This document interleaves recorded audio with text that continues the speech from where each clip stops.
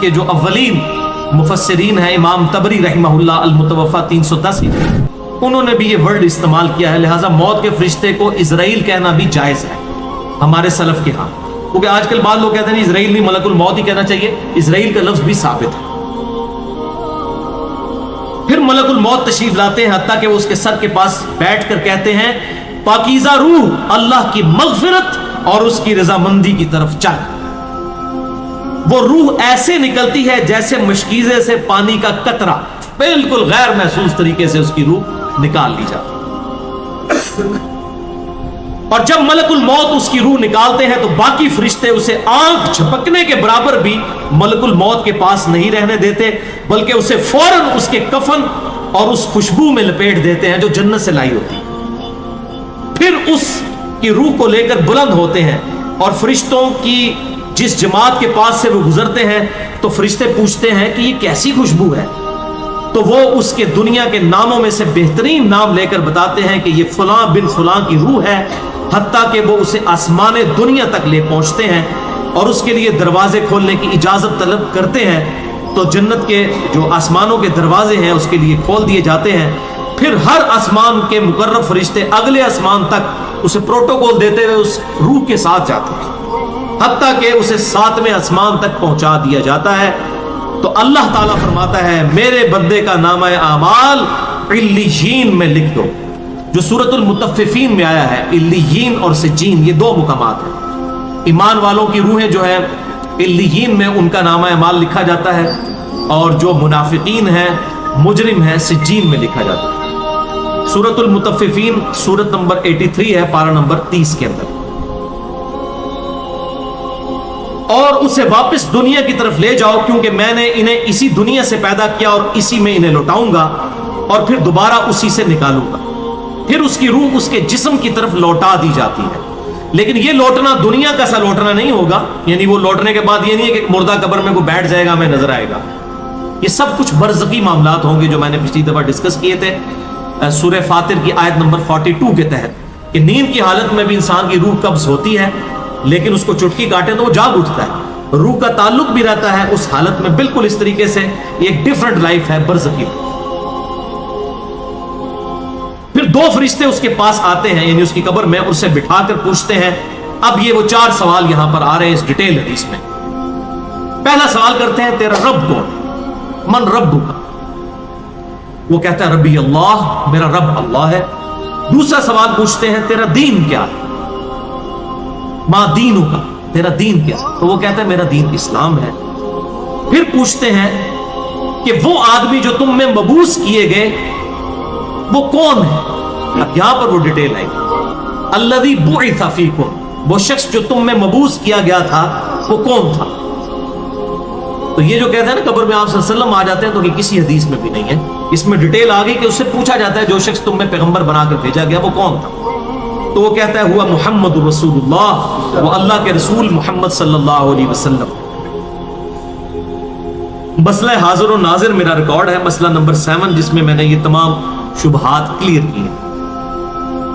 یہ 3 سوالوں کے بعد اچھا جامعہ ترمذی میں ایک حدیث ہے 3120، اس میں الفاظ ہیں کہ وہ پوچھتے ہیں من نبیو کا، تیرا نبی کون ہے؟ اس میں تو ہے نا کہ اس شخص کے بارے میں تیرا کیا عقیدہ ہے، اس میں من نبیو کا الفاظ ہیں، جامعہ ترمذی 3120۔ اچھا اللہ کا شکر ہے کہ یہ نہیں پوچھتے تیرا فرقہ کون سا ہے، تو کس امام کی تقلید کرتا تھا، کیڑی مسیدی تو نماز پڑھتا سا ہے، دیکھ لو کوئی چیز نہیں، تیرا رب کون ہے، تیرا دین اور نبی صلی اللہ علیہ وسلم۔ تو دنیا میں بھی ہم یہی کہتے ہیں اللہ رسول قرآن، یہی بات ہے، تو قبر کے اندر جا کر بھی یہی سوال ہے۔ اب وہ جب 3 سوالوں کے جواب دیتا ہے تو فرشتے 4تھا سوال اس سے پوچھتے ہیں، جو میں نے قبر کا 4تھا سوال، مسئلہ نمبر 78، تمہیں کیسے پتا چلا، ان 3 سوالوں کے جواب تمہیں کیسے آئے؟ وہ کہتا ہے میں نے اللہ کی کتاب پڑھی تھی، میں اس کتاب پر ایمان لایا اور میں نے اس کے حق ہونے کی تصدیق۔ اللہ کی کتاب پڑھی ہوگی تو تصدیق کرے گا نا، اگر سنا کے سنی ہوگا تو کیا تصدیق کرے گا؟ ہاں پڑھا کے سنی ہوگا تو تصدیق کر دے گا۔ پھر آسمان سے آواز آتی ہے میرے بندے نے سچ کہا، اس کے لیے جنتی بچھونا بچھا دو، اسے جنتی لباس پہنا دو اور اس کے لیے جنت کی طرف دروازہ کھول دو۔ قبر کے اندر ہی جنت کی طرف دروازہ کھول دو، یعنی آپ سمجھ لیں جس طرح یہ اب ٹچ سکرین موبائل رکھ کے اور جناب لیپ ٹاپ رکھ کے سامنے لوگ بیٹھے ہوتے ہیں نا، تو ایک دوسری دنیا میں چلے جاتے ہیں. تو جنت کا فزیکلی دروازہ کھول دیا جائے گا، اس کو جنت کی ہوائیں بھی، خوشبو بھی آئے گی اور انتظار وہ کرے گا. وہاں اسے ہوا کے جھونکے اور خوشبو بھی آتی ہوگی اور حد نظر تک اس کی قبر کو کشادہ کر دیا جائے گا. خوبصورت چہرے، خوبصورت لباس اور بہترین خوشبو والا ایک شخص اس کے پاس قبر میں آئے گا اور کہے گا اس چیز سے خوش ہو جا جو چیز تجھے خوش کر دے. یہ وہ دن ہے جس کا تجھ سے وعدہ کیا جاتا تھا. وہ شخص پوچھے گا کہ اے شخص تو کون ہے؟ تیرا چہرہ بھلائی لانے والا چہرہ ہے. وہ جواب دے گا میں تیرا عمل صالح ہوں. یعنی نیک اعمال ایک خوبصورت انسان کی شکل میں اس کی قبر میں آ جائے گا. تو پھر وہ شخص کہے گا اے اللہ، اے میرے رب، جلدی کر، فوراً قیامت قائم فرما دے حتیٰ کہ میں اپنے اہل و عیال کی طرف چلا جاؤں. یعنی مومن کہے گا اللہ جلدی جلدی قیامت آئے، مجھے تو اینڈ رزلٹ نظر آ رہا ہے، مجھ سے انتظار نہیں ہوتا، فوراً قیامت آ جائے. ابھی سائملٹینیس کنٹراسٹ آنے والا ہے. جب کافر اور مجرم شخص دنیا سے جاتا ہے تو آپ صلی اللہ علیہ وسلم نے فرمایا سیاہ چہروں والے فرشتے بالوں سے بنا ہوا ایک کمبل لے کر آسمان سے نازل ہوتے ہیں اور حد نظر فاصلے تک اس کے سامنے بیٹھ جاتے ہیں. پھر ملک الموت، موت کا فرشتہ آتا ہے حتیٰ کہ اس کے سر کے پاس بیٹھ جاتا ہے اور کہتا ہے خبیث روح، اللہ کی ناراضگی کی طرف چل. وہ روح اس کے جسم میں پھیل جاتی ہے تو وہ ملک الموت اس طرح اسے کھینچتا ہے جیسے لوہے کی سلاخ کو گیلے اون میں سے کھینچا جاتا ہے کر کے. گرم سلاخ جو ہے وہ اونی کپڑے کے اندر، گیلے کے اندر ڈال کے یوں کھینچی جائے نا، اس طرح اس کے پورے جسم سے اس کی روح نکالی جاتی ہے. پھر ملک الموت سے باقی فرشتے اس کی روح کو لے کر پلک جھپکنے کے برابر بھی وہاں نہیں رہنے دیتے حتیٰ کہ وہ اسے بالوں سے بنے ہوئے کمبل میں لپیٹ لیتے ہیں اور اس سے زمین کے مردار سے نکلنے والی انتہائی بری بدبو نکلتی ہے. وہ اسے لے کر اوپر چڑھتے ہیں تو وہ فرشتوں کی جس جماعت کے پاس سے گزرتے ہیں تو فرشتوں کی جماعتیں کہتی ہیں کیسی خبیث روح ہے. وہ کہتے ہیں یہ فلاں بن فلاں کی روح ہے اور وہ اس کی دنیا کا انتہائی کبھی نام لے کر بتاتے ہیں حتیٰ کہ اسے آسمانی دنیا تک لے جایا جاتا ہے. اس کے لیے دروازے کھولنے کے لیے درخواست کی جاتی ہے تو آسمان کے دروازے اس کے لیے نہیں کھولے جاتے. پھر رسول اللہ صلی اللہ علیہ وسلم نے سورۃ الاعراف کی آیت پڑھی کہ ان کے لیے آسمانوں کے دروازے نہیں کھولے جائیں گے، وہ جنت میں داخل بھی نہیں ہوں گے حتیٰ کہ اونٹ سوئی کے سوراخ سے گزر جائیں. پھر اس کی روح اس کے جسم میں لوٹا دی جاتی ہے اور دو فرشتے اس کے پاس آ کر اس سے پوچھتے ہیں تیرا رب کون ہے. اب اس سے بھی سوال ہوتا ہے. وہ حیرت زدہ ہو کر کہتا ہے ہائے افسوس، ہائے افسوس، میں نہیں جانتا، میں نہیں جانتا. پھر پوچھتے ہیں تیرا دین کیا ہے. وہ پھر حیرت زدہ ہو کر کہتا ہے ہائے افسوس، ہائے افسوس، میں نہیں جانتا، میں نہیں جانتا. پھر اس سے پوچھتے ہیں کہ جو شخص تم میں مبعوث کیے گئے وہ کون تھے. تو کہتا ہے ہائے افسوس، میں نہیں جانتا، میں نہیں جانتا. پھر آسمان سے آواز آتی ہے اس نے جھوٹ بولا، اس کے لیے جہنم کا بچھونا بچھا دو. اور بخاری میں الفاظ ہیں 1374. اس کے جواب میں فرشتے پھر اس سے چوتھا سوال کیا کرتے ہیں لا دریتا ولا تلیتا. اور تو نے خود پڑھ کر سمجھنے کی کوشش کیوں نہیں کی؟ یا جو لوگ سمجھے ہوئے لوگ تھے، کتاب و سنت کے منہج پر چلنے والے لوگ تھے، ان کے ساتھ تو کیوں نہیں چلا؟ اللہ تعالیٰ فرماتا ہے اس کے لیے جہنمی بچھونا بچھا دو، جہنم کی طرف ایک دروازہ کھول دو، وہاں سے گرمی اور گرم ہوا اس کی قبر میں آتی رہے گی. اس کی قبر کو اس قدر تنگ کر دیا جائے گا کہ اس کی پسلیاں ایک دوسرے کے اندر داخل ہو جائیں گی اور ایک قبیح چہرے والا شخص قبیح لباس میں انتہائی بدبودار حالت میں اس کے پاس آئے گا اور اسے کہے گا تمہیں ایسی چیزوں کی بشارت ہو جو تمہیں غمزدہ کر دیں، یہ تیرا وہ دن ہے جس کا تجھ سے وعدہ تھا. وہ پوچھے گا تو کون ہے؟ تیرے چہرے سے تو خیر کی توقع نظر نہیں آتی. وہ جواب دے گا میں تیرا خبیث عمل ہوں جو تو دنیا میں کیا کرتا تھا. بات عمل کے ساتھ ہی ہے، صرف کلمہ پڑھنا کافی نہیں ہے، عمل. پھر وہ کہتا ہے میرے رب قیامت قائم نہ کرنا، اے میرے رب قیامت قائم نہ کرنا.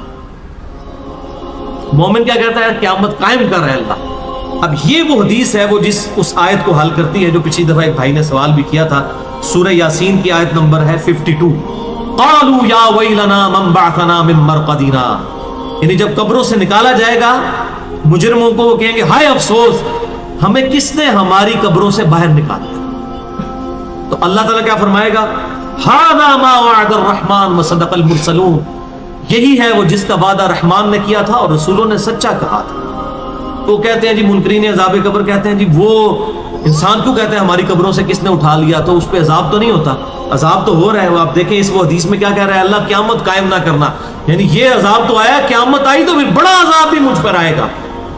تو اسی لیے وہ اس حیرت زدہ ہوگا قیامت والے دن کہ اب میرے اوپر اگلی مصیبت آ گئی، عذاب کی چوتھی اور فائنل قسط بھی میرے پر آنے والی۔ وَلِعَوْذُ بِاللَّهِ تَعَالَى اللہم اجرنا من النار۔ 11ویں حدیث سنن نسائی میں 1834، مشکات میں 1629۔ ابو ہریرہ رضی اللہ تعالیٰ عنہ کہتے ہیں آپ صلی اللہ علیہ وسلم نے فرمایا جب مؤمن شخص کی موت کا وقت آتا ہے تو رحمت کے فرشتے سفید ریشم لے کر آتے ہیں اور کہتے ہیں راضی ہونے والی پسندیدہ روح نکل، اللہ کی راحت اور رزق کی طرف چل، رب تجھ پر ناراض نہیں۔ تو وہ بہترین کستوری کی خوشبو کی طرح نکلتی ہے حتیٰ کہ وہ ایک دوسرے سے اسے لے کر اس طرح کرتے کرتے آسمان کے دروازوں تک پہنچ جاتے ہیں۔ تو وہ کہتے ہیں زمین سے یہ کیسی پاکیزہ خوشبو تمہارے پاس آئی ہے، وہ اسے مومنوں کی روح کے پاس لے جاتے ہیں، یعنی نیک آدمی کی روح کو، جو پہلے مومن مر چکے ہیں ان کی روحوں کے پاس، تو انہیں اس کے آنے پر اس سے بھی زیادہ خوشی ہوتی ہے، یعنی مومن انتظار کر رہے ہوتے ہیں اور ویلکم کرتے ہیں۔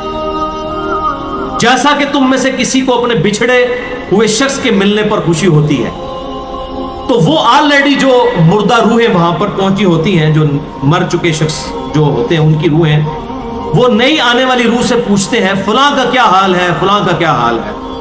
پھر وہ کہتے ہیں اسے چھوڑ دو کیونکہ یہ ابھی ابھی دنیا کے غم میں مبتلا ہو کر یہاں پر آیا ہے۔ تو مرنے والا شخص کہتا ہے کہ تم جس شخص کے بارے میں مجھ سے پوچھ رہے ہو وہ تو فوت ہو چکا ہے، کیا تمہارے پاس نہیں آیا؟ وہ کہتے ہیں اسے تو اس کے ٹھکانے ہاویہ یعنی جہنم میں پہنچا دیا گیا ہے۔ اور جب کافر شخص کی موت کا وقت آتا ہے تو عذاب کے فرشتے بالوں کا لباس لے کر اس کے پاس آتے ہیں اور اسے کہتے ہیں ناراض ہونے والی ناپسندیدہ روح نکل، اللہ کے عذاب کی طرف چل۔ وہ مردار کی انتہائی بدبو کی صورت میں نکلتی ہے حتیٰ کہ وہ اسے زمین کے دروازے کے پاس لے آتے ہیں تو وہ کہتے ہیں یہ کتنی بدبودار ہے، حتیٰ کہ اسے کافروں کی روح کے پاس ملا دیا جاتا ہے۔ اب دیکھیں کہ وہ مومن پوچھ رہے ہوتے ہیں، اب میں اس کو ٹرانسلیٹ کر رہا ہوں، برا نہیں منانا۔ وہ مومن کہتے ہیں کہ فلاں شخص کا کیا حال ہے، فلاں بزرگ، فلاں مولوی صاحب، فلاں حضرت صاحب کدھر ہے؟ وہ کہتے ہیں وہ تو جناب کدوں نہ مار بیٹھے تو آڈے کول نہیں پہنچے، اور پھر فرشتے سے جناب اتنے نہیں آئے جو دوزخ ہی تھے، یہ دیکھ لیں۔ یعنی وہ اسی لیے پوچھ رہے ہوتے ہیں کہ تو چل ہم تک پہنچ گیا، فلاں بھی ایک دنیا میں بڑا کوئی مشہور نیک آدمی تھا، وہ کدھر گیا؟ تبھی تو وہ ایکسپیکٹ کر رہے ہوتے ہیں نا اس کو کہ اس کو بھی یہاں پہ آنا چاہیے۔ تو ان کو بتایا جاتا ہے کہ بھئی وہ یہاں پر نہیں، وہ کہیں اور پر ہے۔ 12ویں حدیث جامعہ ترمذی میں 1071 نمبر اور مشکات میں 130 نمبر ہے۔ سیدنا ابو ہریرہ کہتے ہیں نبی صلی اللہ علیہ وسلم نے فرمایا جب میت کو دفن کیا جاتا ہے تو 2 سیاہ فام نیلی آنکھوں والے فرشتے اس کے پاس آتے ہیں، ان میں سے ایک کو منکر اور دوسرے کو نکیر کہا جاتا ہے۔ سیاہ فام نیلی آنکھوں والے خطرناک شکل کے فرشتے منکر اور نکیر۔ پس وہ کہتے ہیں تم اس شخص کے بارے میں کیا کہا کرتے تھے، یعنی نبی صلی اللہ علیہ وسلم کے بارے میں سوال ہوتا ہے، تو وہ کہتا ہے وہ اللہ کے بندے اور اس کے رسول ہیں، میں گواہی دیتا ہوں کہ اللہ کے سوا کوئی معبود نہیں اور محمد صلی اللہ علیہ وسلم اس کے بندے اور رسول ہیں۔ وہ دونوں فرشتے کہتے ہیں ہمیں پتا تھا تم یہی جواب دو گے۔ پھر اس کی قبر کو لمبائی اور چوڑائی میں 70 ہاتھ کشادہ کر دیا جاتا ہے۔ یہ 70 کہتے ہیں کثرت، حد نظر تک کشادہ کر دیا جاتا ہے۔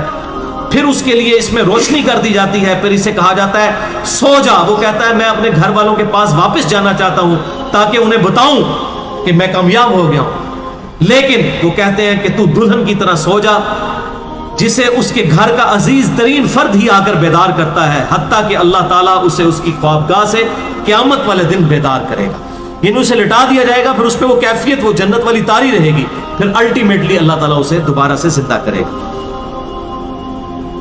اور اگر وہ منافق ہوا تو وہ کہے گا میں نے لوگوں کو ایک بات کہتے ہوئے سنا تو میں بھی ویسے ہی کہا کرتا تھا، یعنی مجھے نہیں پتا، اللہ کی وہ گواہی نہیں دے سکے گا، رسول اللہ صلی اللہ علیہ وسلم کا اقرار نہیں کر سکے گا۔ میں کچھ نہیں جانتا۔ وہ فرشتے کہیں گے ہمیں پتا تھا تم یہی کہو گے۔ بس زمین سے کہا جاتا ہے اس پر تنگ ہو جا، وہ اس پر تنگ ہو جاتی ہے حتیٰ کہ اس کی ہڈیاں اور پسلیاں ایک طرف کی دوسری طرف آ جاتی ہیں، یوں بولے اعوذ باللہ تعالی، اور اسے مسلسل عذاب ہوتا رہے گا حتیٰ کہ اللہ اسے خوابگاہ سے دوبارہ زندہ کرے گا، یعنی قیامت تک اس پر وہ اس حالت میں عذاب رہے گا، ہمیں نظر نہیں آئے گا۔ جیسے سویا ہوا شخص ایک ڈراؤنا خواب دیکھتا ہے، وہ تکلیف محسوس کرتا ہے، پاس کھڑا شخص نہیں محسوس کر سکتا۔ اور سنن دارمی میں ایک حدیث ہے صحیح سند کے ساتھ، مشکات میں 134 نمبر ہے کہ آپ صلی اللہ علیہ وسلم نے فرمایا 99 اژدہے اس پر، 99 جو ہے خطرناک ڈینجرس قسم کے سانپ اس پر مسلط کر دیے جاتے ہیں جو قیامت تک اسے ڈستے رہتے ہیں، اور وہ اتنے خطرناک اژدہے ہیں آپ صلی اللہ علیہ وسلم نے فرمایا کہ اگر ان میں سے کوئی ایک بھی دنیا پر اپنی پھنکار پھینک دے تو دنیا کی زمین کا بھی سبزہ نہ ہوگا، ایسا زہر ہے ان کے اندر۔ قل اعوذ باللہ تعالی اللہم اجرنا من النار، اللہم اجرنا من النار۔ یہ بھائیوں عذاب قبر کیمرے سے نہیں دیکھا جا سکتا، یہ اللہ تعالیٰ نے پردہ رکھا۔ 13ویں حدیث جامع ترمذی میں 2308، سنن ابن ماجہ میں 4267، مشکات میں 132۔ سیدنا عثمان غنی رضی اللہ